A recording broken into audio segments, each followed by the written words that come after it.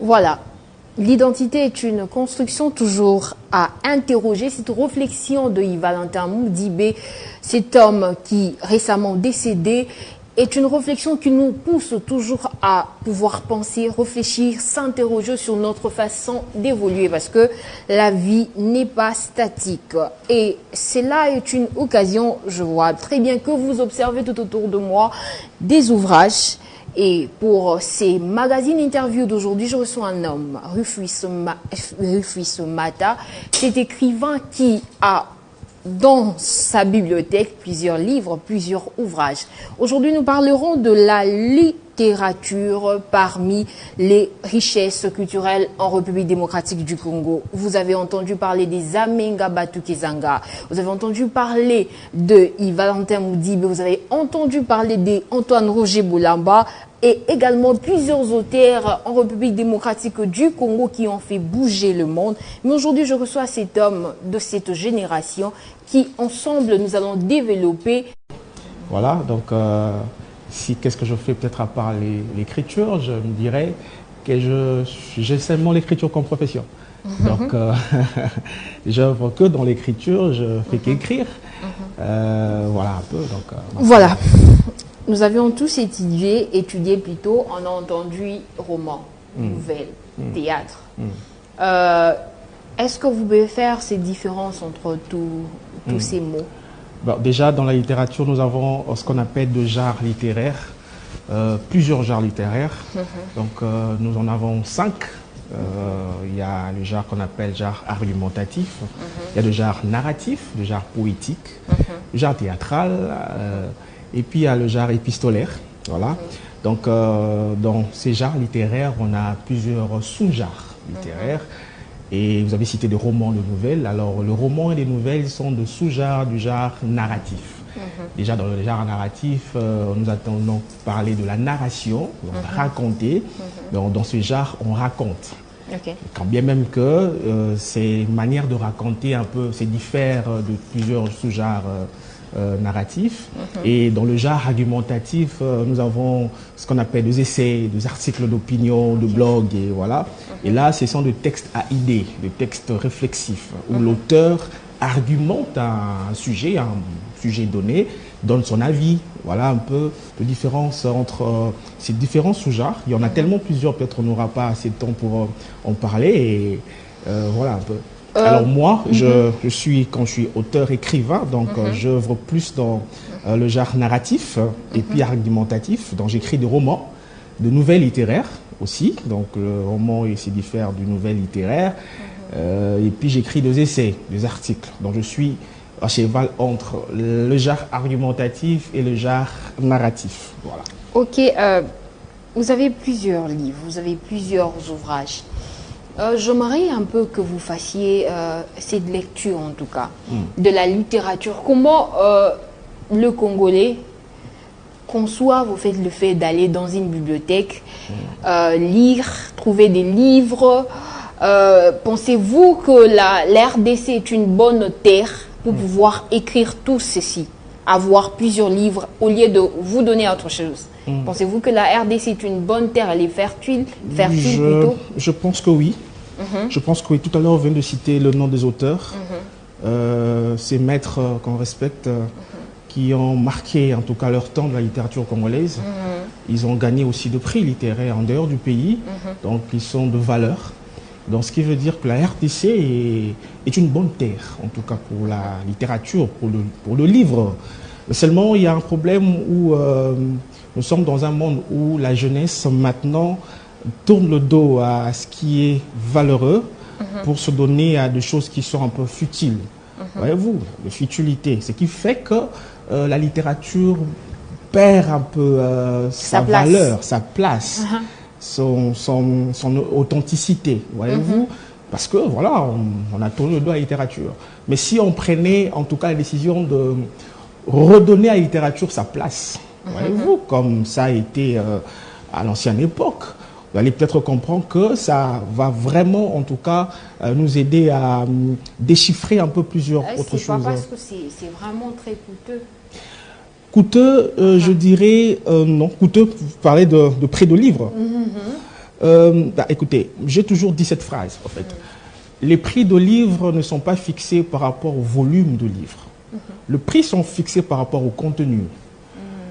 Vous pouvez acheter un livre de 10-15 dollars, mais au bout d'un an, vous devenez riche, millionnaire, grâce à ce que vous avez lu dans ce livre. Je vous dis vrai. Millionnaire en termes de mindset millionnaire en termes de tout, en termes d'intelligence, en termes d'argent, en termes de... Voilà. En termes d'argent.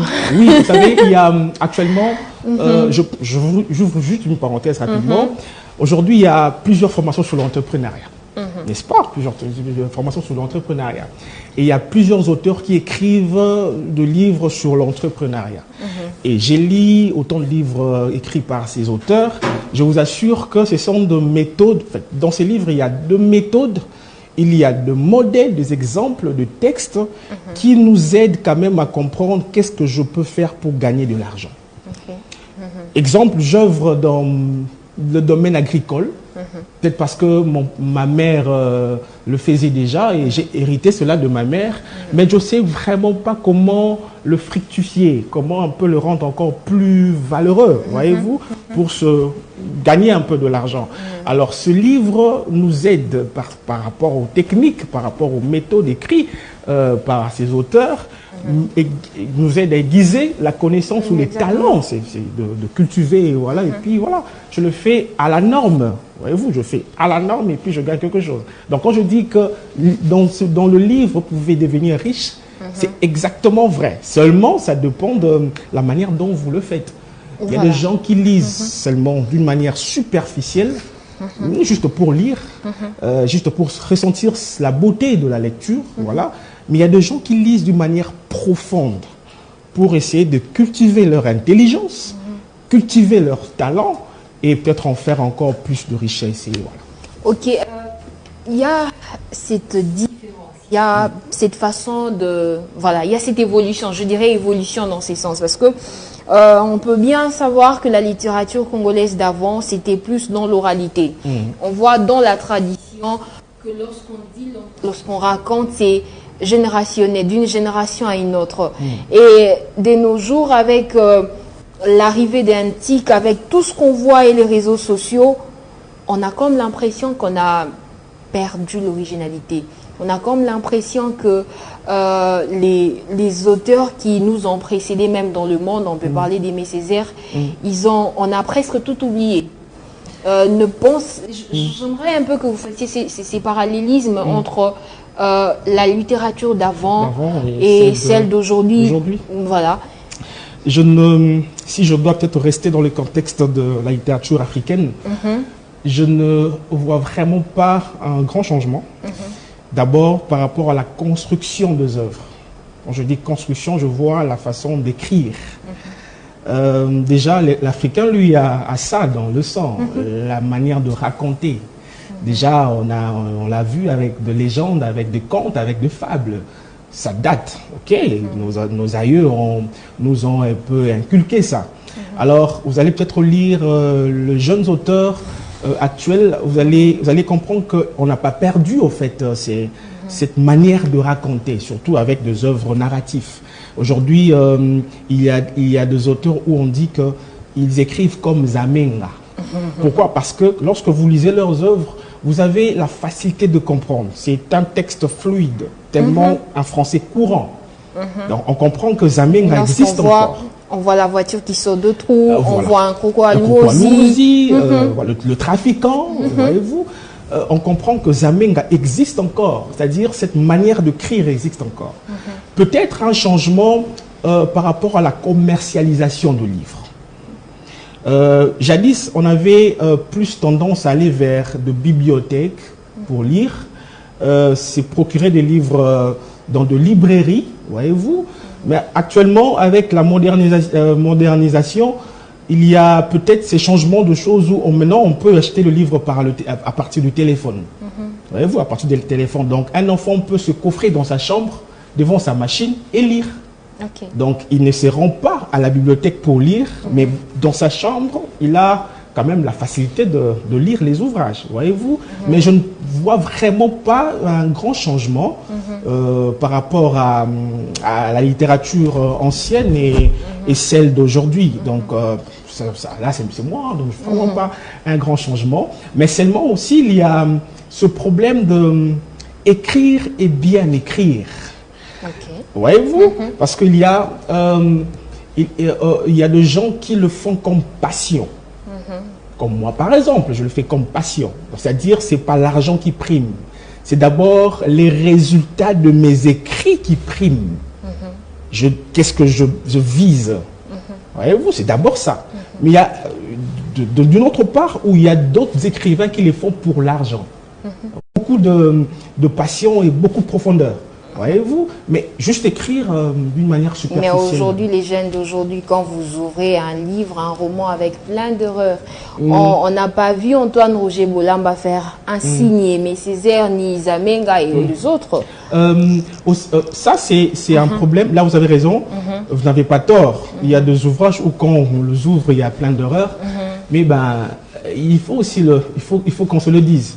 C'est pas seulement des auteurs qui commettent des erreurs. C'est pas seulement des auteurs qui sont fautifs. Il y a aussi des éditeurs qui sont fautifs.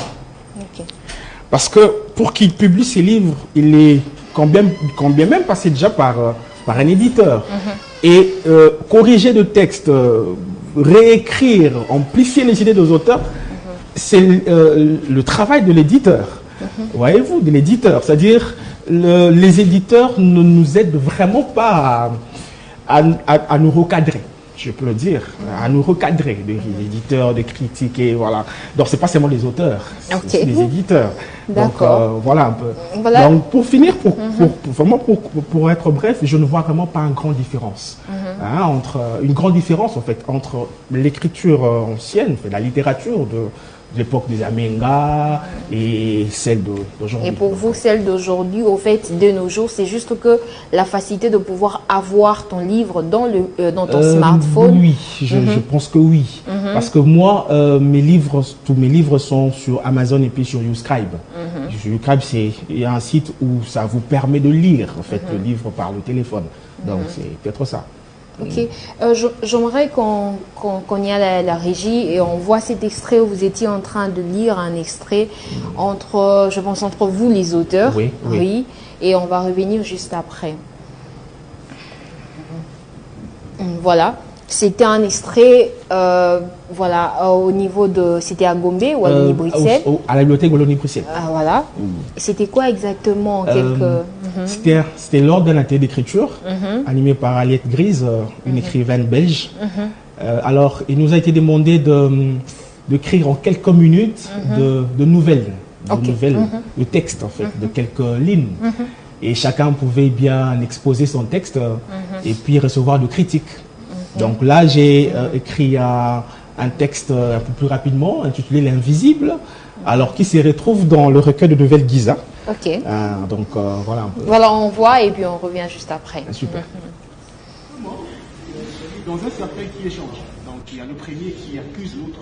C'est à cause de toi que nous sommes enterrés. Et l'autre ne fait que défendre. Et donc un dialogue. Voilà, dans un cercle.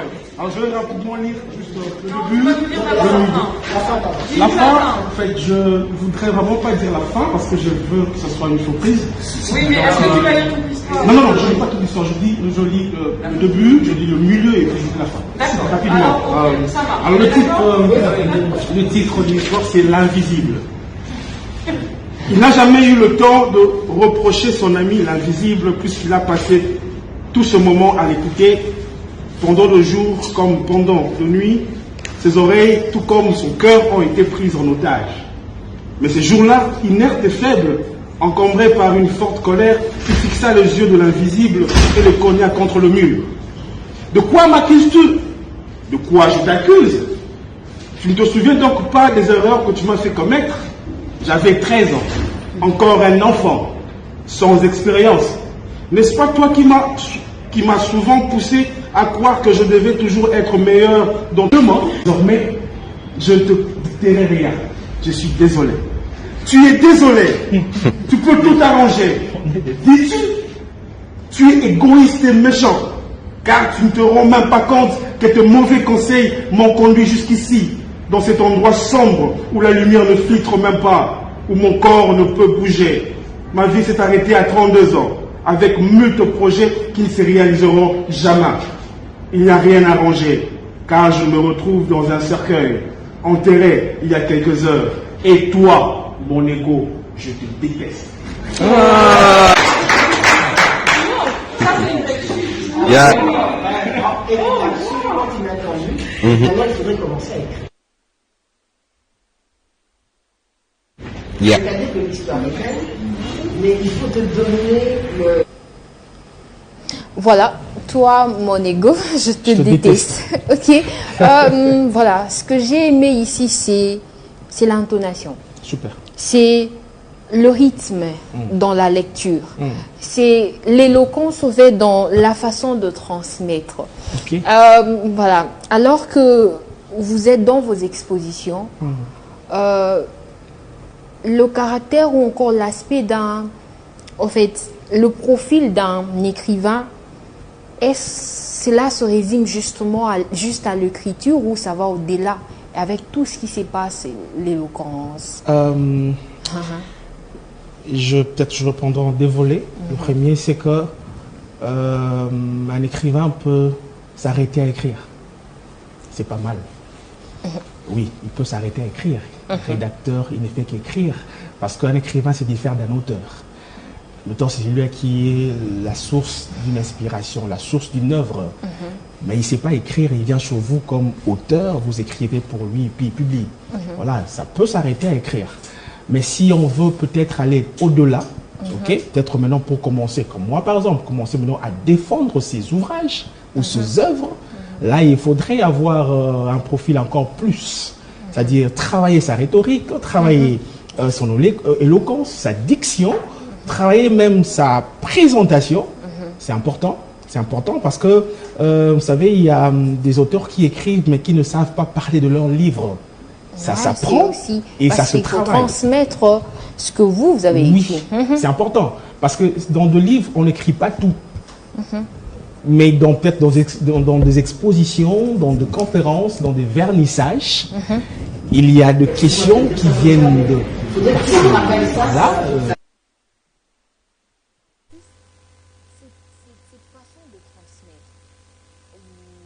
Ok, il y a cette différence entre écrivain, auteur, parce que certains ont la capacité de pouvoir parler, transmettre au public, mais j'ai senti en vous dans cette vidéo, qu'est-ce qui se passe? Comme on les dit souvent, qu'un auteur doit arriver à bien s'exprimer aussi. Pourquoi? Parce qu'à un moment, il devra bien parler de son livre, expliquer son livre, défendre son livre. Alors, devant de gens, devant de lecteurs, devant de participants lors de vernissages, conférences, et voilà, il faudrait avoir ces choses, c'est-à-dire la rhétorique, la diction, une éloquence, bien s'exprimer. Voyez-vous, pour non seulement donner un peu la beauté de la manière dont vous parlez, non, mais aussi pour convaincre. C'est important. Aussi pour convaincre, parce que vous pouvez convaincre même par la façon de bien s'exprimer. Peut attirer le lecteur à vous lire. Ok. Donc, voilà. Ces inspirations, elles viennent d'où? Moi, je le dis souvent que je fais une littérature de veille. Je puise plus mes inspirations dans la société, dans ma communauté. Vous pouvez bien lire tous mes livres, vous allez comprendre que je m'inspire plus de ce qui se passe autour de moi. Autour de moi. Donc, j'observe. Déjà, c'est l'un de qualités d'un écrivain, l'observation. J'observe et voilà. Et puis, il y a Dieu qui impose aussi sa main et voilà, on écrit. Voilà, Jacob Kayanda, alors que vous parlez d'inspiration, je vais prendre un livre là. Et voilà. Je vois, j'ai échoué. Ce que je vais prendre. Et vous allez expliquer les milieux de la femme célibataire. Très bien. En quelques mots. Très bien. Et là, je me remets. Milieu de la femme célibataire. Une dame est venue vers vous pour parler de ce qui dérange sa vie. En c'est fait, ça? Milelo, un roman qui parle de choix conjoint, de violence conjugale Ok. et puis de divorce parental. En fait, ce roman, je ne l'ai pas écrit parce que j'ai vécu ces choses. Non. C'est juste parce que j'ai eu l'envie d'écrire parce ce que j'ai vu dans la rue. C'est-à-dire, il y a eu des enfants qu'on appelle enfants de la rue qui se sont retrouvés dans la rue tout simplement parce que leurs parents ont divorcé. Ok, Jacob, tu peux me prendre les livres Milelo, oui, vous parlez. Milelo, donc voilà. Et alors, comme je n'ai pas vécu ces choses, moi, j'ai vraiment pas vécu ce violence conjugale avec mes défunts parents. Alors, il m'a fallu aller vers ces gens pour avoir de réalité, de témoignages vrais. Donc, je suis allé vers des parents divorcés. J'ai parlé avec des enfants de parents divorcés et même avec des couples mariés. Pour avoir un peu les réalités de ce qui se passe. Donc, pour dire qu'un notaire est celui qui est très proche de sa société. Voilà, c'est exactement ça. Parce qu'il y a des gens qui ont lu ce roman qui ont dit, il y a une dame qui a lu, qui a dit, ça c'est mon histoire. Et pourtant, je ne l'ai pas approché. Donc voilà, en quelques résumés, c'est ce que dit ce roman, Milelo. Ok. Rufus, on est en train de chuter, comme je le disais. Mais avant de nous séparer, j'aimerais qu'on parle de ces livres. J'ai échoué. J'ai échoué. Ouais, échoué à qui n'a ni Ok.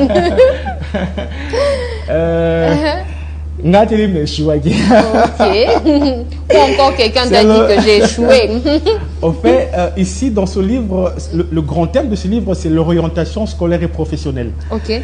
Alors, dans ce livre, je parle de l'échec, pas comme le résultat de... Il y a 1 + 1 = 3, donc à échouer parce que ça, c'est l'erreur. Non. Donc, ce n'est pas le résultat issu, il y a échec. Non, il y a erreur. Mais je parle de l'échec comme une désorientation. C'est-à-dire un enfant qui a voulu faire X profession ou choisir X filière s'est vu imposé ou encore mal orienté à faire Y profession ou choisir Y filière.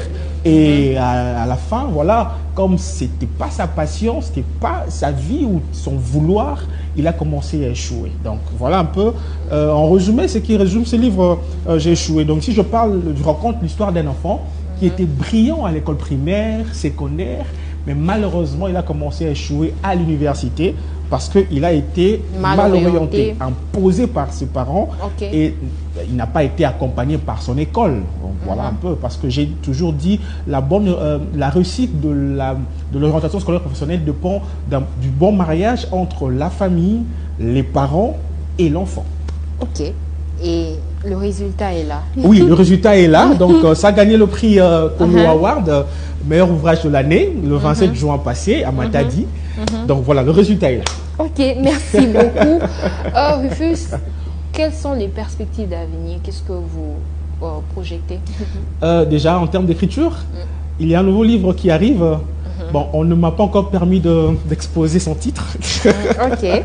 Mais vous serez très bientôt informés. Donc, c'est un livre qui parle en tout cas de tout ce qui est en train d'embrouiller la jeunesse africaine. Toutes ces choses. Voilà. Donc, je réserve un peu le titre. Alors, ce livre est écrit en 3 langues. En français, en anglais et puis en swahili. Donc, il sera très bientôt Pourquoi disponible. Les swahili?